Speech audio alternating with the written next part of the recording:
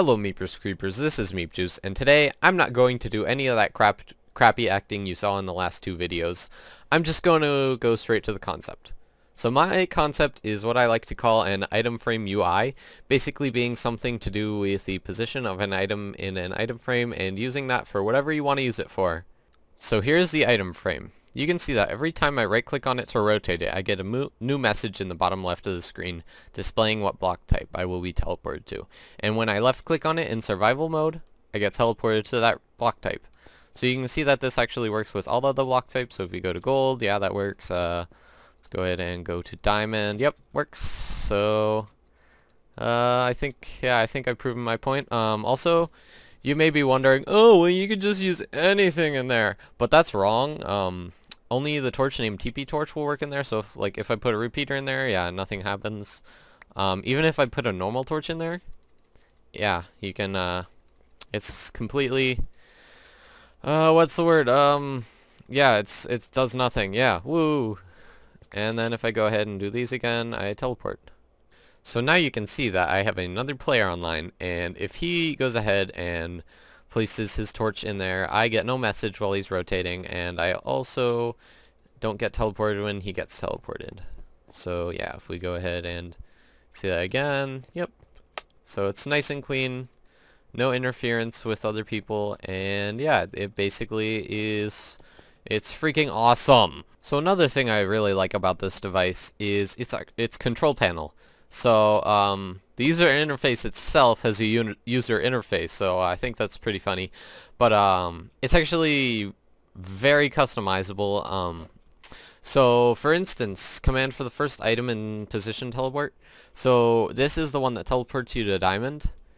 So here's the command. It teleports and then all this fancy parameter stuff, and then teleports you to these coordinates. So you can actually change this to a give command very easily.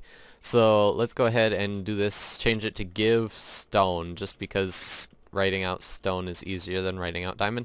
Now if you go ahead and push the button, it will update the device, and if we go ahead and go into game mode 0, we can see that if we select diamond, it will actually give me a stone instead of teleporting me. But now all the others are still unaffected, and yeah, that's something that I really like about this device, is it's how easily you can edit it. Also, you can edit the tel raw very easily, so you can change the diamond to stone.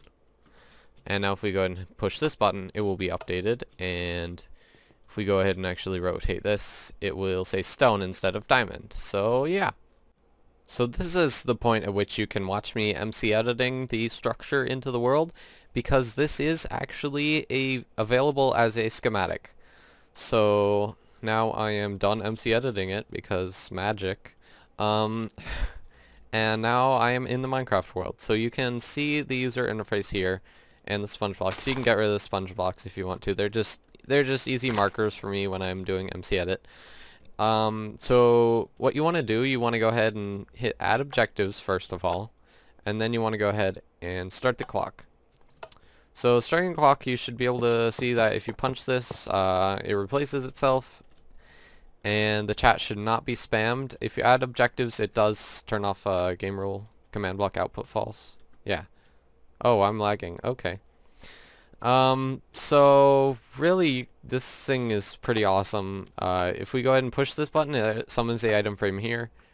And I'm gonna go ahead and just make a tiny little thing here so I can walk here in survival mode.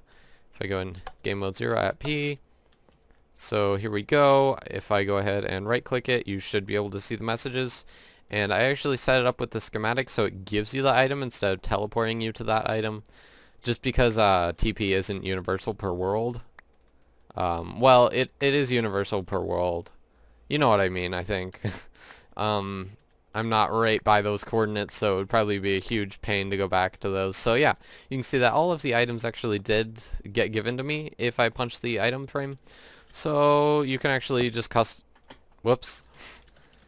You can actually just customize those items in here. So give at P or at A, just keep the selector in here and change whatever stuff is at the end, or you can teleport or whatever, and then you can always change the tel raw with these commands. Also, something really nice I did about this, I added these functions in the back, so I like to relate these to functions like in normal program, like in Python, for instance. You can just run a function, and this is exactly what happens. You run a function of torchpos2 equals 1. So when the player has torchpos2 equals 1, here's the diamond command, give if diamond, and you can actually add to this. So a redstone block is set in the middle, and you can actually add a command block to each side. So you can add an additional, you can have 4 commands happen at once with this device, or you can even have a set block command, set a redstone block somewhere else to have even more. Or you can even have a fill command to have like thousands of command blocks activating from one. And just make sure that this happens after everything else, and then you're good to go. So yeah, I guess that's about all I have to talk about this. I think it's a really cool concept and can be expanded upon a lot.